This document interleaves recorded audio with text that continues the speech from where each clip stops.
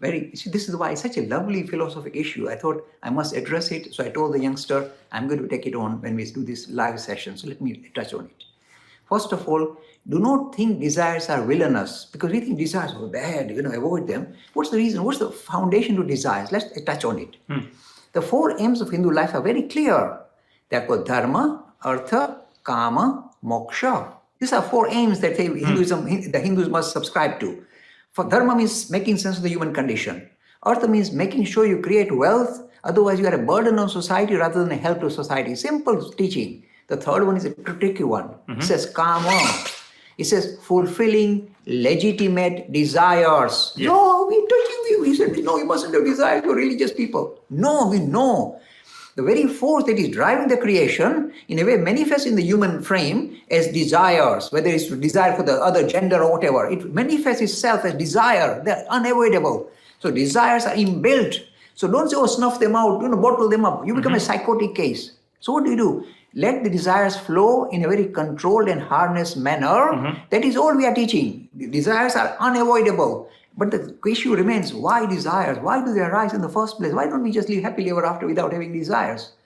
Desires are the driving force that is trying to allow the spirit to manifest itself as not a lump of matter, but as something spiritual. So it is in a way that the process of this manifestation to find better expression, that it becomes visible as desires. Don't vilify them. At the same time, the youngster says, what are good desires? What are bad desires? Now, this is the thing. When you really explore desires, say, what are the desires all about? Desires, in a way, trying to fill a vacuum within your system. That's how they arise. There is a vacuum. When I see I'm a human being with my human frame, my thought process and so on, there is a vacuum in it. There's no vacuum. You seem to be quite full physically as well. There is a vacuum. There is something missing. And that missingness of this vacuum is kind of where finds expression as desires. So how do you distinguish desires? The desires that we get, we think is to do with our physical needs. Surely it is. I'm hungry, I must eat, I must dress up well, I must be well clothed, I must have shelter. This standard thing. So first desires are kind of look after your physical well-being. Anything wrong? No. You have to look after your physical frame. Fair enough. But the real desires, both the humanity, not the animal kingdom, but the human kingdom is the mental desires. They are like a tree. You chop it and immediately new sprouts, new branches start multiple out. branches. It keeps multiplying. It's non-stoppable. So when you try and explore desires, don't say snuff them out. But now be vigilant regarding how desires arise and what are they for. And you say, I just have these two desires. If I can fulfill that, I will be happy, Mr. Lakhani, forever and ever. When you fulfill those two desires, four more will appear from God knows where. So he said, something is seriously wrong here. I thought I'll fulfill my desires and be content, and that's the end of the story. No, this is the problem. And that is why Buddha left his kingdom and went into exile to find out the resolution to why desires arise. What is the cause of desires? And desires are the cause of suffering.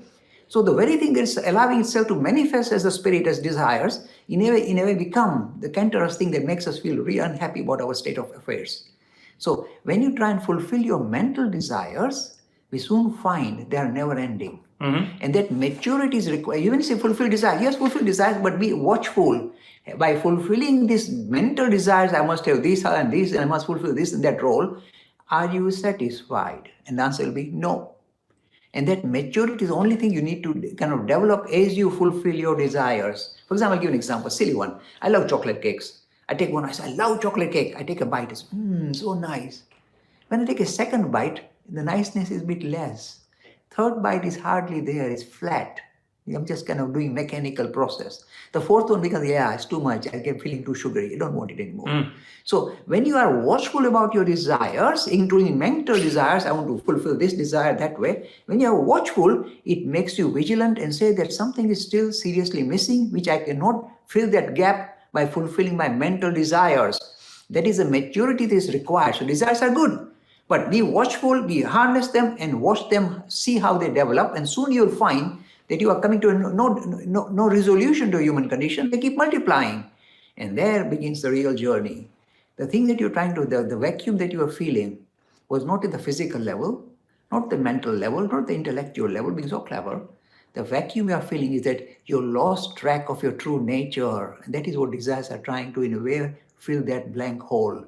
What is your true nature, Mr. Lakhani? What is your true nature? This intelligent person waving his arms and doing, I'm physics and all that. No, your real thing is turning up is to discover your true nature. It's not the little tiddly fellow with his tiddly, faculties, but something grand and great. You are essentially the spirit. When you not just believe in it, don't listen to Mr. Lakhani, but actually experience that, yes, desires drop off. See the lovely idea. Instead of being a beggar of the world, when you have desires, you become a beggar, stirring, quivering to get this and that. When you are able to recognize you are the spirit, pure and perfect and pristine, desires drop off. You become the master of the universe rather than the slave to this universe. That is how you should observe desires and progress in your spiritual journey.